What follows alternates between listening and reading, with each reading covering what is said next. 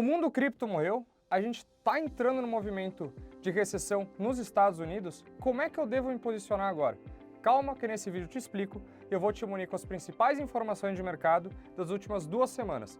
Por isso, curte, comenta, compartilha e bora pro vídeo.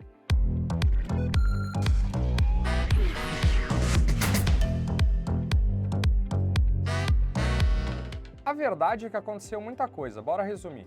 Na quinta-feira do dia 1, saiu um indicador econômico nos Estados Unidos que ligou um alerta, um sinal amarelo para o mercado. Foi o PMI de manufatura. Tem diversos indicadores econômicos que um banco central como o Federal Reserve olha todos os meses para avaliar a atividade econômica de um país. Se a gente está em pleno emprego, se a gente está em crescimento econômico, em crescimento de PIB potencial ou não. Esse PMI ele é avaliado por gerentes de compra e um PMI acima de 50 indica um movimento de expansão e abaixo de 50 indica um movimento de retração.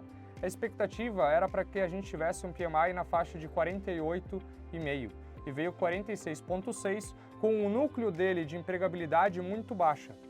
Então isso assustou um pouco os mercados. Será que a gente está entrando num movimento recessivo? Todo mundo ficou preocupado e esperou por um indicador econômico que foi o payroll na sexta-feira. E chegou na sexta-feira, o payroll ele foi um desastre, ele veio muito abaixo do esperado.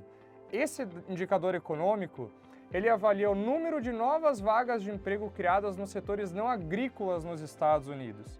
Se esperava uma criação de 174 mil novos empregos e veio 114 mil.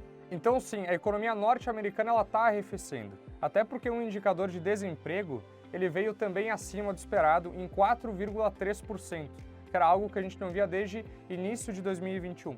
E acionou uma regra que a gente chama de SAM Rule.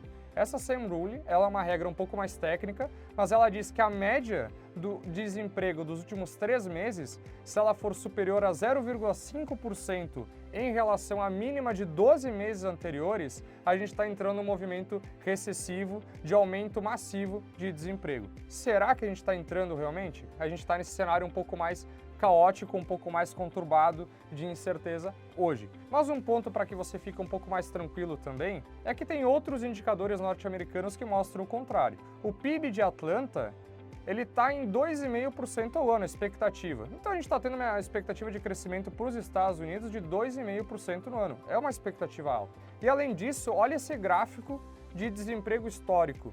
Mesmo que a gente tenha subido para um nível de 4,3%, em questão histórica, a gente está com um desemprego muito baixo.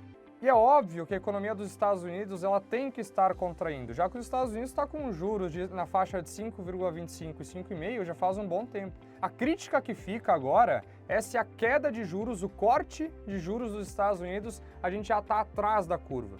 A expectativa para o corte em setembro é de 100% pelos analistas. A gente vai ter, a gente só não sabe se é um corte de 0,25 ou 0,5.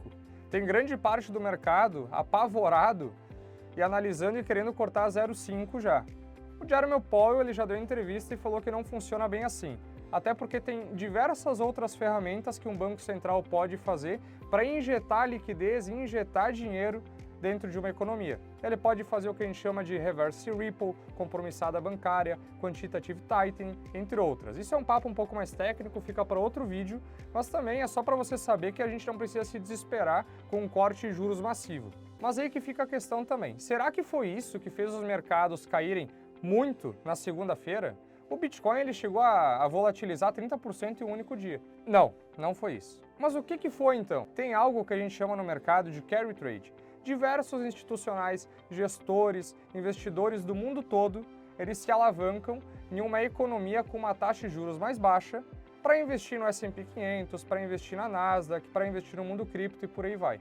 Que tipo de economia que na semana passada ela subiu os juros? O Japão. O Japão, ele historicamente funciona com uma taxa de juros neutra ou praticamente negativa e ele subiu de 0,1 para 0,25% a taxa básica de juros deles.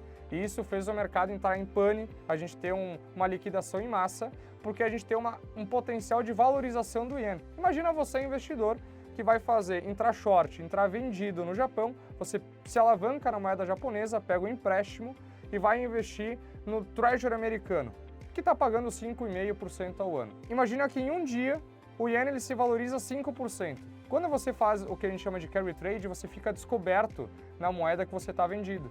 Então você é obrigado a liquidar as suas operações, sair dessa operação comprada que você tem em Treasury americano e pagar esse empréstimo logo, porque o Yen ele pode começar a valorizar e você não pega mais essa curva.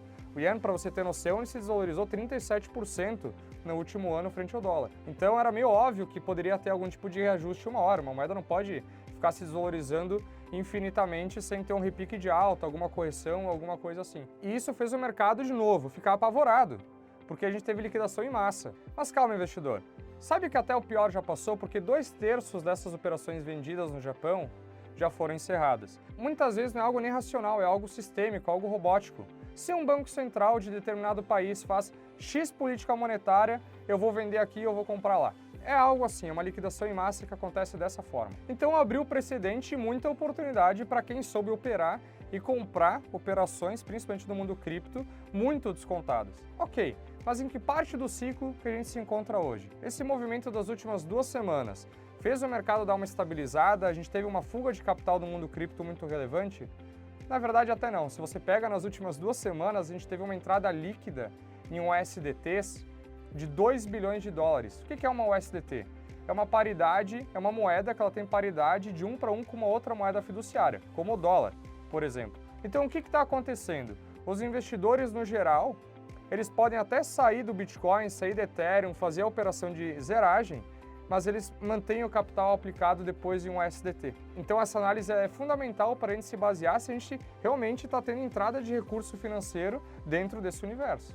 Outro ponto legal, a gente teve entrada global nos ETFs à vista, principalmente norte-americanos, de 58 mil bitcoins no mês de julho. Mesmo com todo esse cenário de aversão, de aumento de risco, de um aumento de uma possível recessão, o mercado cripto ele continua se consolidando. Até porque se acontece uma recessão, o que acontece com os mercados? Os mercados despencam, caem, desvalorizam, mas depois um banco central ele é obrigado a começar a imprimir dinheiro, a ligar a máquina, o agregado monetário de M2, alavancar muito para ter um crescimento e parte desse capital ele é destinado para o mundo cripto depois. Não está convencido? Olha esse indicador aqui. Esse indicador ele se chama MVRV. O MVRV ele é um desvio padrão, ele é um comparativo entre o preço de mercado do Bitcoin e o valor realizado das carteiras. Quando o preço de mercado ele se destoa muito do preço realizado, a gente pode estar num movimento de muita euforia, de valorização de preço. E essa linha laranja é o que mede isso. Olha comparativamente onde é que a linha laranja está hoje nesse ciclo em comparação com a alta dos ciclos passados. Será que a gente está no maior patamar? Será que o Bitcoin subiu tudo que tinha para subir? Esse indicador diz que não. E olha o estoque por fluxo também. Esse outro indicador ele sinaliza que hoje o Bitcoin ele deveria estar valendo cerca de 83 mil dólares a unidade já. E a gente está num patamar mais baixo, de cerca de 60 a 65 mil dólares. Tem muita coisa para crescer ainda, tem muito capital para entrar ainda dentro desse universo. Todo dia tem uma novidade, uma tecnologia nova, uma empresa que faz o que a gente chama de um airdrop, que é como se fosse um lançamento, um IPO, mas ao invés de ser na bolsa de valores, é dentro do mundo cripto de tokenização, que fazem coisas dentro do mundo real. Então, se você quer participar desse universo, não perder essa oportunidade de revolução de inteligência artificial e de criptografia, conversa com o teu assessor e comenta e manda uma pauta aí para o próximo vídeo para a gente saber o que você busca e o que você quer saber sobre o mundo DeFi, sobre o mundo descentralizado e sobre as altcoins. E se lembre, não deixe movimentos de euforia de curto prazo impactar nas tuas decisões de médio e longo prazo. Quando isso acontece, vai fazer qualquer outra coisa. Sai do computador, sai do celular, vai passear com a namorada, com a esposa, com o cachorro, entra em um submarino, vai viajar, vai curtir e continua estudando, focando nas estatísticas, nos indicadores. Cuidado para não ser sardinha de mercado. O meu muito obrigado, espero que você tenha gostado e até a próxima.